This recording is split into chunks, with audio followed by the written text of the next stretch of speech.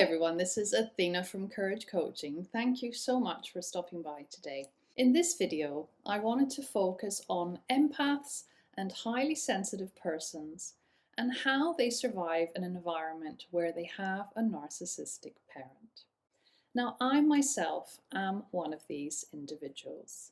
I will always remember as a child how highly sensitive I was to so many different things. And I remember at the age of 16, when I had my first boyfriend, he would get annoyed at me because I was so sensitive about absolutely everything.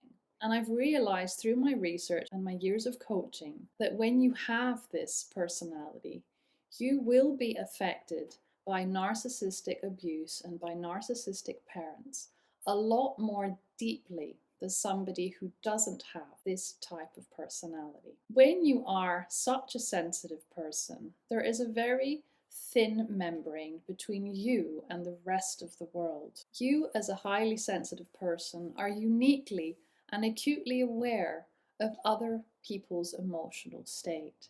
So you soak it up like a sponge, and you don't know how to keep that at distance in order to protect your sensitive nature. You will often unconsciously work really hard to make sure that the other person is comfortable. And this essentially makes you a match made in heaven for a narcissistic parent because they enjoy being taken care of and attended to. And you are the perfect daughter or son to give the narcissist what they need. You are easily manipulated into putting their needs first, into looking after them, into prioritizing them.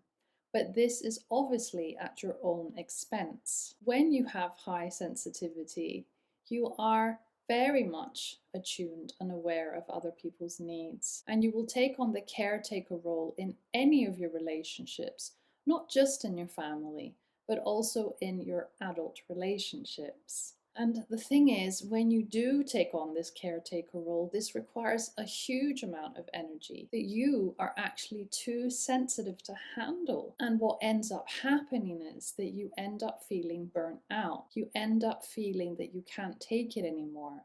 So you may suffer with anxiety or overwhelm, and you will need to take a step back.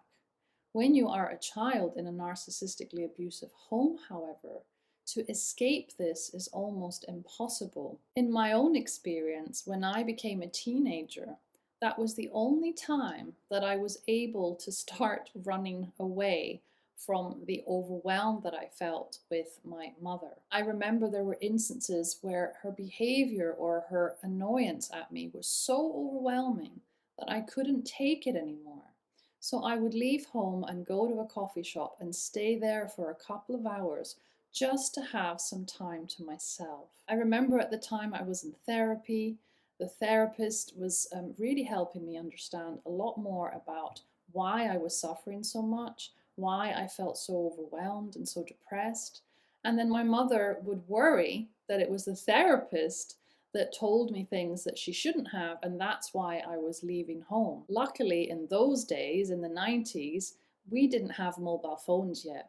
So there was no way that my parents could find where I was and contact me and drag me home. But obviously, in this day and age, it is a lot easier for parents to find their children because of their phones, because of social media. It's important to remember that when you have high sensitivity, when you are highly empathetic, everything that involves a narcissistic individual or a toxic person, you will immediately feel it in your body. You will immediately feel uncomfortable, and it will feel too much. Everything that a narcissist does or says that is toxic or negative, it will overwhelm you. It will swallow you up.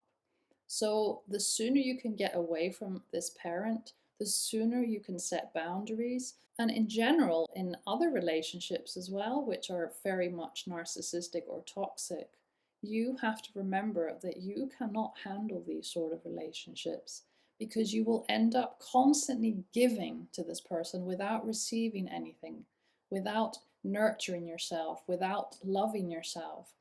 without giving yourself that time and that space that you need to recharge. High sensitivity is a curse in many instances, but it can also be a gift because you appreciate things that other people may not notice.